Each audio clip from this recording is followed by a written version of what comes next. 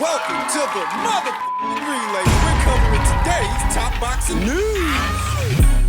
Okay, we'll start with this. The next fight for unbeaten up-and-comer Carolyn Dubois set to go down late next month on the 30th opposite the ring seasoned veteran Magali Rodriguez. Magali Rodriguez, who's campaigned anywhere in between bantamweight, featherweight, and lightweight. Sporting a professional record of 22 wins with 6 losses, 4 draws, 9 knockouts. To young Carolyn Dubois, who sports an unblemished record of 7 wins, no losses, no draws, 5 knockouts. It's just what the doctor ordered for Carolyn Dubois, because at just 7-0, I don't think she should be targeting a world champion or a former world champion, not one like Michaela Mayer anyway. Not at this time, not now. She needs to fight her fair share of experienced journey women with more rounds in the bank than she has at this time. Somebody who can push her. Is that Magali? Magali is currently coming off a draw with Estelle Mosley. Estelle Mosley, the Olympic gold medalist, unbeaten up-and-comer in the women's lightweight division. She fought Estelle to a draw. Veteran of 32 professional bouts. Having been stopped, having been knocked out 2 times, at least 2 times in 32 professional contests, 32 professional bouts. That's a lot of fights, more than Carolyn has got. 9 years older than Carolyn Dubois, Magali Rodriguez is a very capable 31 years old to young Carolyn, who's only 22. Campaigning in a women's lightweight division where Katie Taylor still reigns as that division's undisputed champion, even though she will be fighting north of lightweight in her next fight at super lightweight against Chantel Cameron for the second time. While Carolyn makes her bones in the professional ranks. Carolyn debuted as a professional last year. She fought 5 times last year and has already fought 2 times this year. This will be her 3rd fight this year, the Magali Rodriguez fight. And I do like the schedule they're keeping her on. That's what they have to do. Get her out there as much as they can to get her experience. The difference between the pros and the amateurs. She's got to further acquaint herself with that. Coming off a points decision win over Argentina's own Yanina Lescano back in June. Now facing Mexico's own Magali Rodriguez, these are the kind of fighters that she needs to be fighting. And what looks to be her first 10-rounder. Not that many of Carolyn's fights ever end up going the distance anyway, but she'll be fighting for 10 rounds for the first time in her young career. Does it go 10 rounds? Does it go to distance? Probably not. Carolyn Dubois is an exceptionally hard puncher. Along with all her other finer qualities, she has genuine stopping power. And because Magali Rodriguez has campaigned as low as 118 pounds before, now campaigning at or around lightweight, and having been stopped before at least 2 times, it's conceivable that Carolyn might stop her, but she's got to get out there and do it. Magali Rodriguez, like Carolyn Dubois, has already seen action 2 times this year, once in January, then again in April. The Estelle Mosley fight that ended in a majority draw. Estelle, like Carolyn, is an amateur standout, one of the better fighters the amateurs has produced, but Estelle is a lot more polite. Being honest with you, I feel that Estelle is a better amateur fighter than she is a professional. Carolyn Dubois' base style is more adequately suited for the pro ranks than Estelle's is, and Estelle is a lot more polite. She ain't got Carolyn's punching power,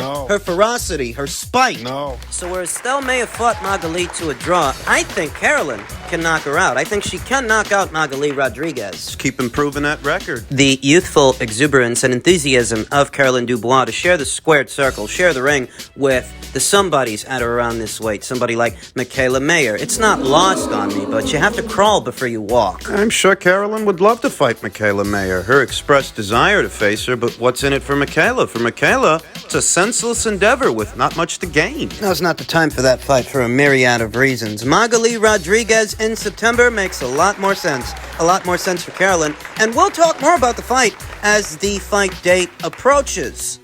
In men's heavyweight news, we now know what drug they found in Robert Helenius' test samples ahead of what was the Anthony Joshua fight. He has apparently tested positive for clomiphene. The test in question was taken the day before the fight, and the test results were published 2 weeks later. Robert Helenius, like Conor Benn and Alberto Puello last year, tested positive for the banned substance clomiphene. No Smoke Sport understands. Clomiphene can dramatically increase testosterone levels in men and aid in healing, which gives athletes a competitive advantage. For anyone wondering, why would a boxer want to ingest clomiphene, that would be the why. When Conor Benn's anti-doping fiasco kicked off, the World Boxing Council, their research indicated that perhaps the clomiphene that they found in Conor Benn's system, perhaps that came from consumption of eggs. He himself never said that, but they did. Is that the case with Robert Helenius? Numerous high-profile athletes, including the two aforementioned boxers, have returned positive tests for clomiphene in recent years, with many attributing it to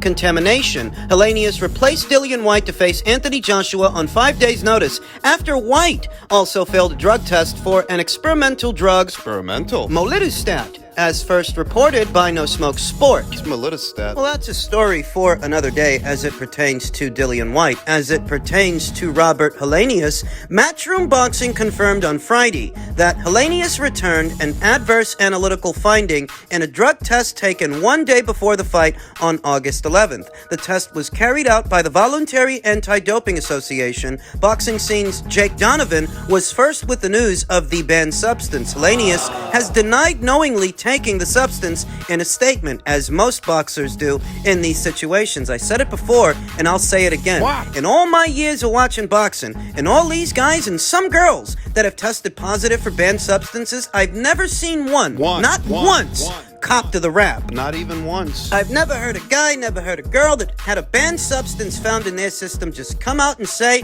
all right, you got me. You caught me red-handed. They always deny it. Always. I want to say something very clear in my own words right now with absolutely no exception. I did not use any performance-enhancing drug now or ever. I have been tested my entire career. I was just told that I tested positive for the presence of a non-steroid substance in my system, and I wanted to send an immediate direct message to Anthony Joshua and boxing fans that I didn't cheat and never would. That's what they all say. I don't want to sound presumptuous or jump to conclusions, but that's literally what they all say. Whenever a boxer, male or female, gets caught with a banned substance in their system, something don't seem right, something don't come back. Something does. Helenius, represented by Tom Brown's TGB Promotions, is the latest fighter to fail a drug test in a very bad 12-month period for boxing in terms of doping cases. Zolani Tete, Conor Ben, Alberto Puello, Dillian White, Alicia Baumgartner, and Michelle Rivera are just some of the other fighters featured in high-profile fights that have failed drug tests recently,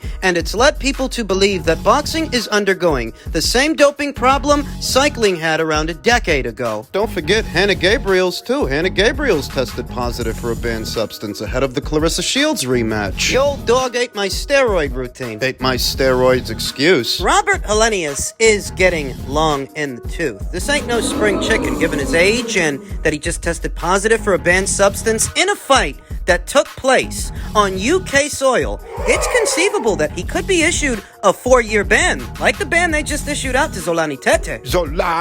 This could be the end of Robert Helenius' career, or at least, at minimum, his ability to box on UK soil. If he's given a 4-year ban at his age, he's fucked. The uniform response you hear from boxers in these situations that they don't know why and they don't know how and they're innocent. Is it outright denial or a level of plausible deniability that they never knowingly ingested a banned substance? To their knowledge, they didn't take anything, but what about to someone else's knowledge? Say their strength and conditioning coaches, their nutritionists, at some level. Does somebody know? Anybody? Because this keeps happening. This many athletes, this many pugilists that are in different stages in their careers. You know, Conor Ben, he's an unbeaten up-and-comer, a young guy. Alicia Baumgartner and Hannah Gabriels, they're current reigning champions. Zolani Tete, he's a former champion, and Robert, he's an aging veteran. 4 or 5 different fighters in very different places, stages in their careers, with one common denominator: doping scandals. But these all coincidences. Everybody I just named, and everybody I didn't. After the fact, they all say the same thing. They all give you the same uniform response. They don't know, they didn't knowingly ingest something. It's always the same story. Boxing's dirty little secret might be that more fighters are using performance-enhancing drugs than people realize. Perhaps it's the majority of the sport, not just this sport, But all organized sports. begs the question, if so many people are on it, why don't they just legalize it? It could be because of the liability, the side effects of the drugs, depending on what the drugs are, the risk of liability due to injury. If you allow somebody that's on something to go in there knowing that they're on something and something happens, There goes the neighborhood. maybe everybody knows and everybody's in denial about it due to the liability. Anti-doping testing ain't cheap either. For those thinking that's the one-size-fits-all solution to boxing's doping issue, need I remind you that those tests are very expensive. And, a lot of these shows, some shows are worth more money than other shows. What would testing every single fighter on a given card, one card, cost a promoter? That would drive up the cost of putting on a show. It would make it a lot more expensive. Impractical. In some instances, the anti-doping tests might cost more than the fighters' fucking purses. It's just another chapter in the same book when it comes to Robert Helenius, isn't it? Test comes back positive. Boxer denies it. Doesn't know how it happened. We're just going through the motions again. That's all we're doing. Robert is an old guy, though. And he doesn't have the luxury of time that some others might have. So this could very well be the end of Robert Helenius' boxing career, or, at minimum, his ability to box on UK soil. Men's super middleweight news, Charlo says, when you want to win something this big, you have to risk it all. Many are calling this a calculated risk because even if Jermell goes in there and gets dropped, gets stopped, it's a victimless crime because he's never fought as a super middleweight before. The question Charlo has asked himself is if it's all worth it. From a financial standpoint, the decision to square up with Alvarez is a no-brainer. But as for those who believe he's accomplished too much and has everything to lose, if he comes up short next month, Charlo at a recent presser said that the pot at the end of the rainbow is very much worth the risk. When you want to win something this big, you have to risk it all. He's not risking an unblemished record because he doesn't have an unblemished record. He suffered a loss to Tony Harrison some years ago. And he's not risking losing his alphabet titles to Canelo because his titles aren't the ones on the line. Granted that moving up in two weight classes is a risk, but the rewards very much match the risks. For Jermell, they do. Jermell, who says, my whole career, it's been about mostly Canelo. Been the top guy for a long time. When I got the call, there's nothing that I could say other than jump on it, Charlo explained. Let's go and let's get it. Because my whole career, it's been about almost chasing Canelo. Like Canelo's been the top guy for a long time. And if you want to be great, you always want to just fight the top guy. You want to be, and I see you, Roberto Diaz, in the crowd, because he remembers from Golden Boy Promotions, us always trying to work and trying to possibly get that fight. But it presented itself now, it's here, and I've just got to get in there and do my job and do the best that I can do and be the best that I can be. If you were going to jump up in two weight classes to fight anybody, it would be Canelo. That's why I don't begrudge Jermell Charlo his decision. Did what anybody would do in that same situation. He did what anybody would do. Canelo himself says, we'll see if it's true that I've lost a step against Charlo. We'll see. I understand what people said, and I agree. I didn't look my best in my last two fights, but I know why, and I'm ready for this fight. We'll see what happens. We're going to see something different, Alvarez said during a press conference at the Beverly Hilton. Alvarez said fighting with an ailing hand prohibited him from performing at peak level. I'm going to bring my best, like always. I'll bring my skills and my experience into the ring.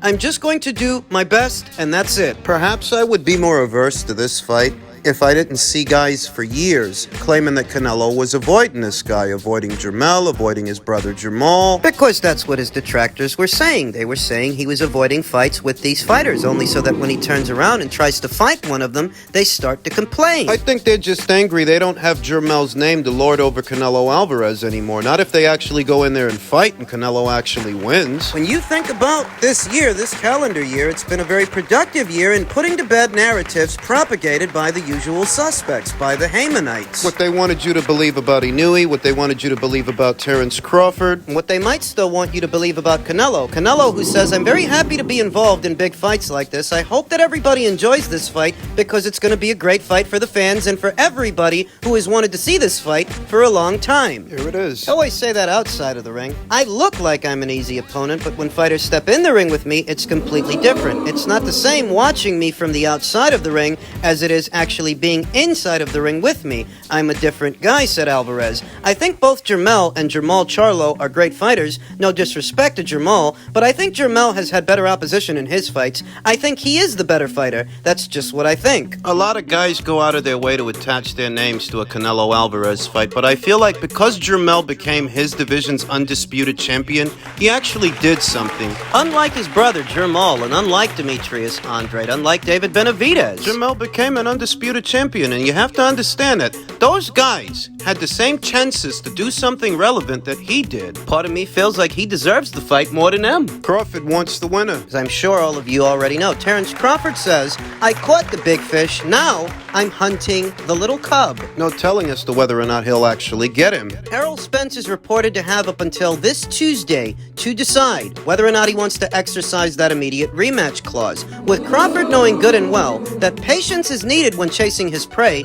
he's currently setting traps. Hoping to back Charlo into a corner. I caught the big fish, now I'm hunting the little cub. Some think it a ridiculous proposition that Terrence Crawford might move all the way from 147 up to 168 to face the winner of this fight, whether it's Jermell Charlo or Canelo Alvarez. What you have to ask yourself is, if you're the people at the PBC and you're the people at Showtime, what do you really get out of staging a second Crawford versus Spence fight, given how lopsided the first one was? In all likelihood, the second will be just as, if not more lopsided, and you'll sell less pay-per-view buys. So do you really want to do it? Now, should Canelo Alvarez win and not be tied up with anything further, Crawford versus Canelo could be this era's Ray Leonard versus Marvin Hagler. Could be. Though some think it's ridiculous, Terrence Crawford asks, why is it ridiculous? I meant what I said. History has a way of repeating itself. In 1984, Sugar Ray Leonard fought Kevin Howard, won the fight, Retired for 3 years,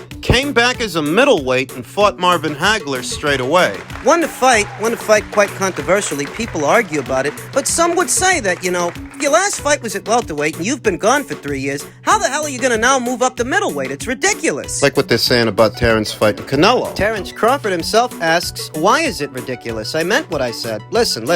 That would be my opportunity to show everybody how great Terrence Crawford really is. If Canelo wins that fight with Charlo and accepts that fight, and I come up to 168 and challenge him for undisputed at his weight, and that fight happens, then man, I'm just going to show everybody that skills pay the bills, and I've got the skills to do it all in that ring. Circumstances of Leonard versus Hagler and what could be Crawford versus Canelo are somewhat different. Terrence isn't coming off a 3-year layoff like Ray was. Not much longer fighting at all, Crawford said in reference to his career. I don't know right now. I'm still wishy-washy. I don't know where my career is going. I for sure want the Canelo fight. I for sure want the Charlo fight, but I've got obligations with the Spence fight as well. That's another fight that is intriguing, but outside of those three opponents, there's nothing for me to do in the sport of boxing anymore.